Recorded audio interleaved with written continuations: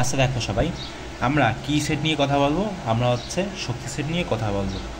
তো এখানে যে সংজ্ঞাটা লেখা, কি লেখা, যে কোনো সেটের সকল উপসেট দ্বারা গঠিত সেটকে ওই সেটের কি বলা হয় ভাই?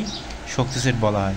আচ্ছা ভালো কথা, বুঝলাম না ভাই, তো বুঝবা, খুব সহজেই বুঝবা। তো দেখো, এ সেটের কিছু উপাদান আছে, যে M R N. M R N আছে কোন সেটের উপাদান? এ সেটের উপাদান। আচ্ছা ভালো কথা। এখন শক্তি সেটটা কাকে বলে? তো এই এ সেটের যে উপাদান, সেই এ সেটের উপাদানগুলোকে, মানে উপাদানগুলোর যে উপসেট, সেটা কি বলো তো? উপসেট কোনগুলো হবে? এম এন হবে, এরপর হচ্ছে তোমার এম হবে একটা, এন হবে একটা, এবং ফাঁকা সেট হবে। কয়টা উপাদান? 1 2 3 4, ঠিক আছে, 4টা। তো এই যে 4টা, ঠিক আছে, এটাকে আমরা কীভাবে লিখতে পারি বলো তো? সেকেন্ড ব্র্যাকেটের মধ্যে দিয়ে, এটা তো সেকেন্ড ব্র্যাকেট না, সেকেন্ড ব্র্যাকেটের মধ্যে দিয়ে আমরা এখন লিখতে পারি পাওয়ার অফ এ, ঠিক আছে।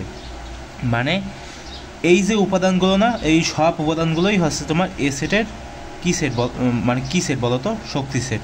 বুঝতে কি পেরেছো? আমি যদি আবার একটু বলি তাহলে হচ্ছে এ এর উপাদান দুইটা দেওয়া আছে, এম আর এন, ঠিক আছে। তো উপাদান দেওয়া আছে, ভালো কথা। এখন তুমি এখান থেকে উপসেট বের করবা। উপসেট কোনগুলো? এগুলো হচ্ছে উপসেট। তো এই উপসেটগুলো, মানে সবগুলো যে উপসেট, সেই সবগুলোকে মূলত কি বলা হবে? যে তোমার শক্তি সেট। বুঝতে কি পেরেছো? তো শক্তি সেট সমান আমরা দেখতে পারি এগুলো, ঠিক আছে, এটা হচ্ছে তোমার শক্তি সেট।